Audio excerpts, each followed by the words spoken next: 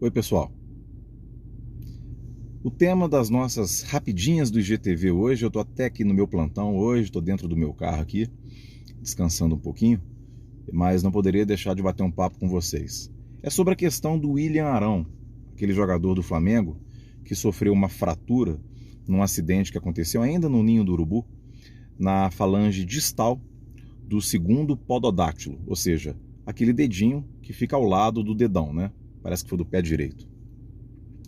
Ele deu uma topada, né, sofreu um trauma ali bastante forte e houve uma fratura exposta daquela falange, ou seja, a fratura exposta é quando você, além da fratura no osso, o foco de fratura está exposto. Há uma solução de continuidade na pele, ou seja, há um rasgo na pele, uma incisão na pele feita pelo próprio trauma, que expõe aquele osso fraturado ao meio externo.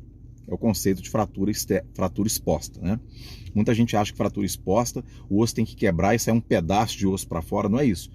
É o foco que está exposto, né? Então, mesmo se tratando de uma coisa tão pequena, de um evento tão pequeno, há sempre um risco de osteomielite ali, né? De contaminação, daí uma gravidade um pouco maior.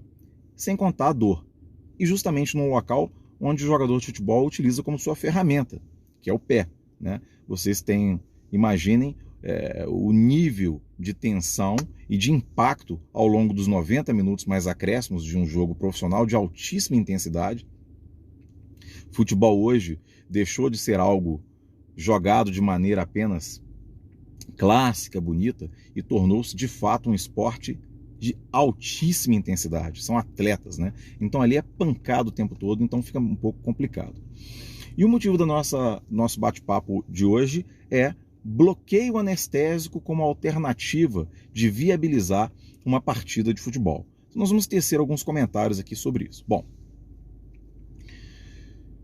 os anestésicos locais, quando a gente fala anestésico local, eu estou me referindo à famosa xilocaína, que é a lidocaína, a bupivacaína, que é a marcaína, que são aqueles medicamentos que cirurgiões dentistas utilizam quando vão realizar procedimentos em cavidade bucal, que o médico anestesiologista utiliza quando vai realizar uma raquianestesia, uma peridural, que o médico da porta utiliza quando vai infiltrar, né, a pele, fazer uma infiltração de campo para fazer uma sutura.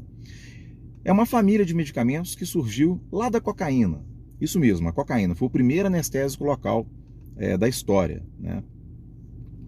Freud, ele mesmo, fez experimentos, inclusive, com a cocaína em seu assistente, né, promovendo intensa anestesia da cavidade bucal. E até hoje a própria cocaína é utilizada muito raramente como anestesia tópica de mucosas, mas devido aos seus efeitos colaterais francamente conhecidos, né, largamente conhecidos, como taquicardia, hipertensão, arritmias, né, ou seja, é uma droga de índice terapêutico muito baixo, a dose tóxica é muito próxima da terapêutica, foi abandonada como anestésico local, apesar de ser o protótipo, ou seja, de ter sido o primeiro, né, a ser elaborado e a partir do qual vários outros anestésicos locais existem hoje no mercado, surgiram a partir da cocaína.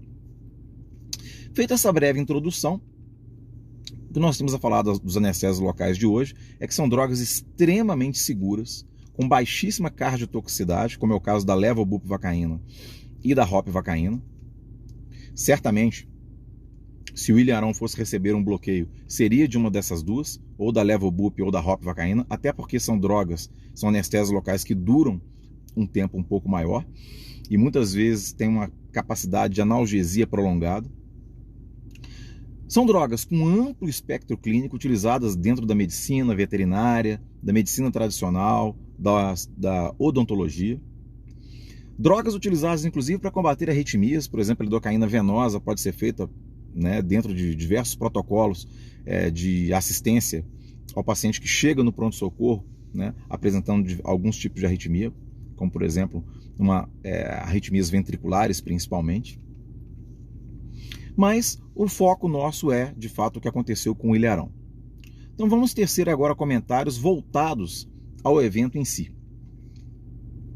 Seria uma boa a realização de um bloqueio anestésico para a realização de uma partida de futebol? Bom, comecemos pelo lado positivo. O bloqueio iria pegar bem?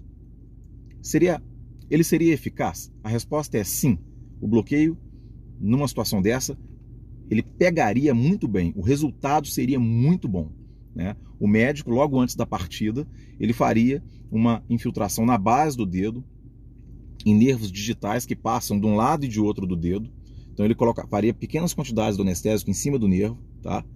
E certamente o Ilharão prontamente ia perceber que o seu dedo apresentaria imediata anestesia, ausência total de qualquer tipo de sensibilidade, tátil, térmica, de dor. E por que isso aconteceria? Isso aconteceria por dois motivos. O primeiro é que, do ponto de vista técnico, quando ele é bem realizado, a anestesia se estabelece em poucos minutos mesmo. E o segundo motivo, muito interessante, deve ser colocado aqui, é que quando o paciente está sentindo dor, no momento de dor, os canais de sódio desses nervinhos estão na forma ativada, prontos para receber o anestésico local que ali se encaixa. Então, é isso mesmo. A anestesia pega melhor e mais rápido no paciente que está sentindo dor naquele momento, que era o caso do Ilharão, comparado a uma situação no mesmo Ilharão, se o dedo dele não tivesse nada. Vamos imaginar que fosse feito um procedimento ali, ele tivesse com uma verruguinha ali, que fosse tirar a verruguinha, por exemplo, e fosse ser realizado um bloqueio. O bloqueio demoraria um pouquinho mais para pegar e talvez não ficasse tão bom, porque o processo álgico, a dor, acelera o mecanismo de ação do anestésico. Em contrapartida, se houver um processo inflamatório ali, naquela região, né, que eu acredito que certamente na base do dedo provavelmente não houvesse, apenas na ponta, o processo inflamatório atrapalha o bloqueio anestésico, porque torna o meio muito ácido e dificulta a penetração do anestésico no nervo. Mas não seria o caso, porque o bloqueio seria feito na base do dedo e não na parte distal que estava inflamada. Um outro aspecto positivo disso daí, do bloqueio, seria a ausência total de dor. Certamente, enquanto o bloqueio estivesse em vigência, né, em ação, ele não sentiria nada.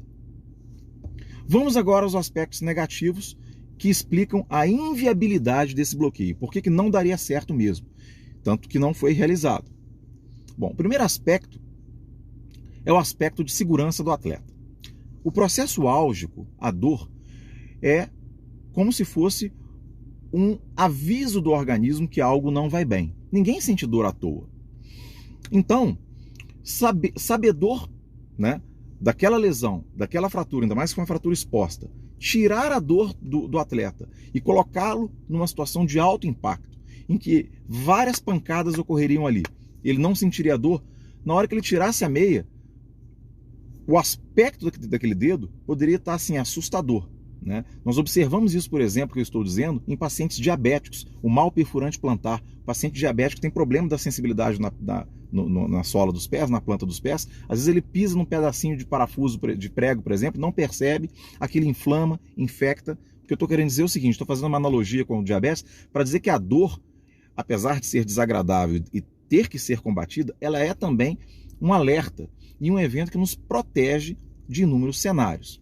Então, esse seria o primeiro ponto. Tirar a dor apenas para fazer o jogador jogar poderia agravar a lesão, até porque ele não sentiria impactos justamente ali naquele ponto, que poderia agravar a fratura e complicar mais.